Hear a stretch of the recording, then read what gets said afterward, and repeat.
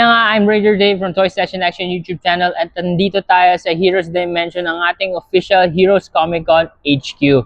So again guys, this is our items for today. Ito ang ating mga Naruto figures from the Grandista line. And meron tayong Minato, Kakashi, Sasuke, at Itachi. Yan, of course, ang ating mga famous na mga Naruto characters bukod kay Naruto. So ito ang ating mga Grandista. So ang ganda ng line na to guys kasi ito yung mga very large scale na statue figures that there are made of PVC. Ang ganda ng quality nito and I personally love this Naruto lineup right here. Especially si Itachi. Si Itachi kasi fan favorite and of course sa akin sa mga sa mga Uchiha, ito si Sasuke at si Itachi, but more on Itachi and Madara. Pero yeah, this is what we have it right here. Ang ganda and exciting ang ating mga Grandista line figures na nandito. So yan, huwag nyo kalimutan guys na dumalaw dito sa atin sa 3rd level sa Nomol Lifestyle Center Mall dito sa Bacoor, Cavite. And you can also check us out sa FB. Yan, sa Heroes Dimension. So yun guys, and of course, kita-kits sa Heroes and peace out. God bless!